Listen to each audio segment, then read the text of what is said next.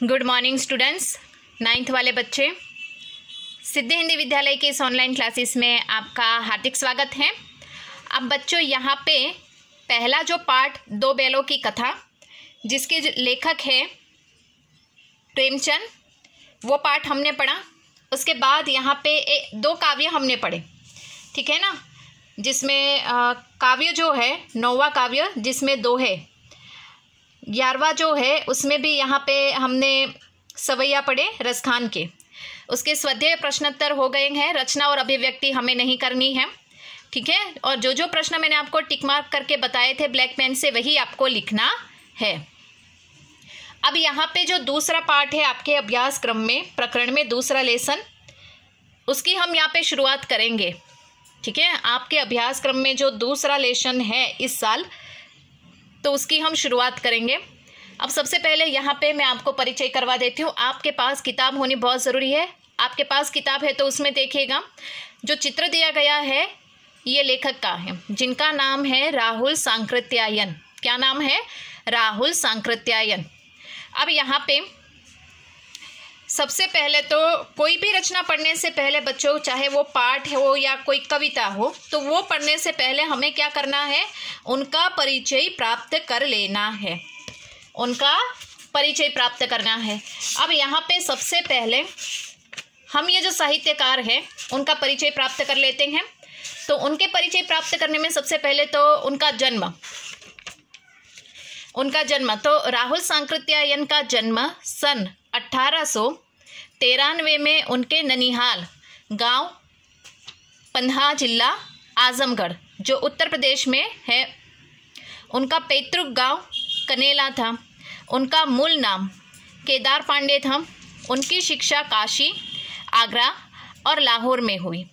सन 1930 में उन्होंने श्रीलंका जाकर बौद्ध धर्म ग्रहण किया।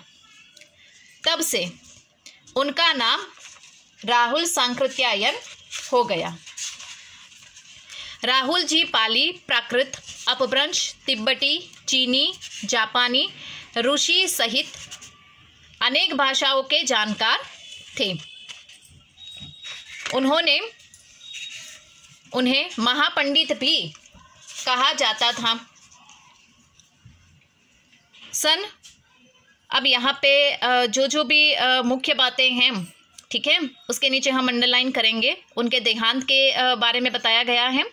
जैसे कि यहाँ पे उनका जो देहांत है वो 1963 में उनका जन्म, यहाँ पे उनका देहांत हुआ। अब बच्चों सबसे पहले तो मैं आपको बता दूं, आपको सबसे पहले कौन सी वाक्य के नीचे पेंसिल से रेखा खींचनी है, अंडरलाइन करनी है।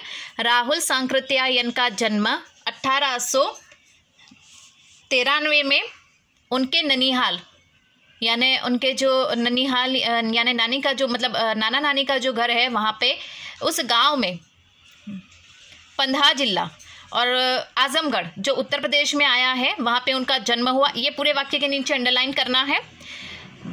उनका पैतृक गांव यानी उनके जो पिता का गांव है वो कौन सा है? कैनाल। ये वाक्य के नीचे भी अंडरलाइन करना है।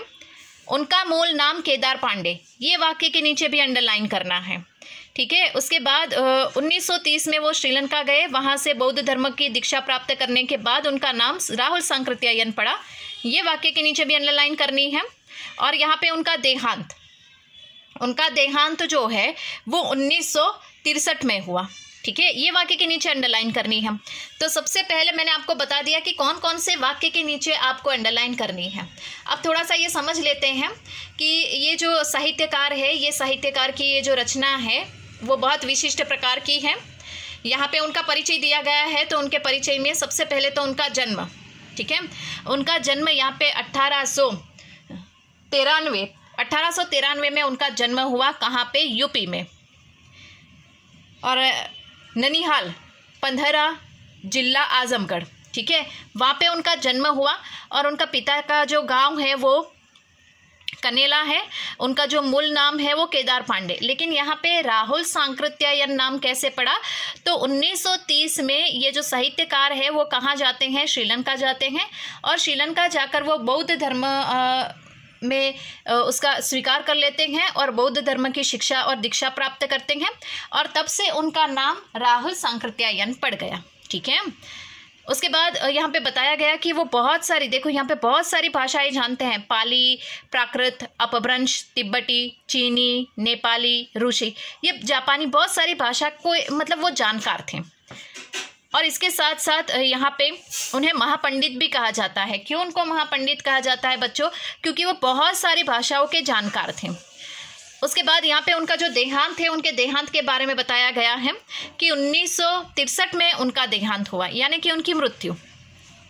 अब थोड़ा और परिचय प्राप्त कर लेते हैं बच्चों। यहाँ पे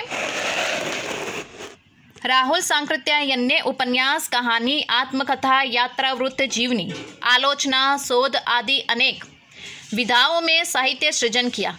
इतना ही नहीं, उन्होंने अनेक ग्रंथों का हिंदी में अनुवाद भी किया। मेरी जीवन यात्रा 6 भाग, दर्शन, दिग्दर्शन, 22वीं सदी, वोल्गा से गंगा, भागो नहीं दुनिया को बदलो, दिमागी गुलामी, घुमक्कड़ शास्त्र उनकी प्रमुख कृतियां हैं। साहित्य के अलावा दर्शन, राजनीति, धर्म, इतिहास, विज्ञान आदि विभिन्न विषयों पर राहुल जी द्वारा रचित पुस्तकों की संख्या लगभग 150 है। राहुल जी ने बहुत सी लुप्त प्रायः सामग्री का उद्धार कर अत्यंत महत्वपूर्ण कार्य किया है। तो बच्चों यहाँ पे स्पष्ट रूप से बताया गया है कि ये परिच्छेद में क्या कहना चाहते हैं कि लेखक का जो परिचय दिया गया है उसमें स्पष्ट बताया है कि वो उपन्यास, कहानी, नाटक, जीवनी, यात्रा वृत्त, आलोचना, शोध, ये सब वो लिखते थे और उसमें वो माहिर थे। यहाँ पे उनकी जो रचनाएं हैं, उनकी प्रमुख रचना अर्थात उनकी जो किताबें उन्होंने लिखी थी, वो किताबों के नाम यहाँ पे दिए गए हैं। ये उनकी रचनाएं बहुत ही प्रमुख हैं। इतना ही नहीं, इसके अलावा यहाँ पे वो राजनीति के क्षेत्र में, धर्म के क्षेत्र में, इतिहास के क्षेत्र में, विज्ञान के क्षेत्र में भी उन्होंने, ये साहित्यकार ने बहुत कुछ लिखा और विशिष्ट प्रकार का लिखा। उनकी पुस्तकों की संख्या करीबन 150 है। अब इस अंकों से हमें थोड़ा सा तो अंदाज़ा लग ही जाता है कि उन्होंने अपने जीवन में कितनी सारी ऐसी रचनाएं की होगी, कृतियाँ लिखी होगी विशिष्ट प्रकार की। अब समझ में आया यहाँ पे क्यों उनको विशिष्ट प्रकार का कहा जाता है? क्यों? क्योंकि उनको बहुत सारी भाषाओं का ज्ञान है, उनको बहुत सारा यहाँ पे धर्म, विज्ञान, इतिहास, राजनीति, दर्शन शास्त्र, ऐसा बहुत सारा ज्ञान है। तो उसके आधार पे उन्होंने 150 जितनी किताबें लिखी। ये वाक्य के नीचे बच्चों अंडरलाइन कीजिएगा पेंसिल से, क्योंकि ये जानकारी वाली बात है। इतना ही नहीं, उन्होंने ये काम भी किया कि जो बहुत सारी ऐसी बातें हैं, जैसे हम कहते हैं ना, जो सृष्टि में से लुप्त हो जाती, लुप्त होना यानी गायब होना, तो ऐसी बहुत सारे ऐसे साहित्य, इतिहास, बहुत सारी ऐसी बातें थी जो सृष्टि में से लुप्त हो जाती, शायद गायब ही हो जाती। लेकिन उस चीज़ को बचाने के लिए, उस संस्कृति को बचाने के लिए, अर्थात कहे तो उस वस्तु को बचाने के लिए उन्होंने जिस प्रकार से साहित्य का सृजन किया वो सराहनीय है। ठीक है। अब यहाँ पे थोड़ा और आगे बढ़ते हैं। यात्रा वृत्त लेखन में राहुल जी का स्थान अन्यतम है। उन्होंने घुमक्कड़ी का शास्त्र रचा और उससे होने वाले लाभों का विस्तार से वर्णन करते हुए मंजिल के स्थान पर यात्रा को ही घुमक्कड़ का उद्देश्य बताया। हमने ये 2-3 लाइनें पढ़ी बच्चों, उसमें 2 बार ऐसी घुमक्कड़ी और घुम्मड़ ये ऐसे शब्द आ गए। घुमक्कड़ मतलब यहाँ पे राहुल सांकृत्यायन के लिए ये शब्द का इस्तेमाल किया है। क्यों उनके लिए ऐसा कहा जाता है? क्योंकि बच्चों ये पाठ पढ़ेंगे ना, वो उसी के ऊपर आधारित है। उनको यात्रा करना, साहित्यकार, ये जो लेखक है बच्चों, उनको यात्रा करना बहुत अच्छा लगता था। वो यात्रा करते थे और घूमते थे, प्रवास करते थे। वहाँ पे जो जानकारी वाली बात थी वो उसको समझते थे और फिर साहित्य के माध्यम से हमारे सामने रखते थे। तो घूमना, यात्रा करना, इससे क्या उनको साहित्य के लिए नए सृजन की विचार शक्ति मिल जाती थी। तो इसके लिए यहाँ पे ये घुमक्कड़ी शब्द का इस्तेमाल किया गया है। तो बच्चों उम्मीद करती हूँ कि हमने यहाँ पे ये एक पन्ने में साहित्यकार का जो परिचय प्राप्त किया है वो थोड़ा सा हमने यहाँ पे समझने का प्रयास किया है। ठीक है। तो आने वाले नेक्स्ट वीडियो में हम अभी थोड़ा और साहित्यकार का जो परिचय है वो बाकी है और पाठ का जो सारांश है उसकी हम चर्चा करेंगे। तो तब तक के लिए यहाँ पे रुकते हैं। Thank you.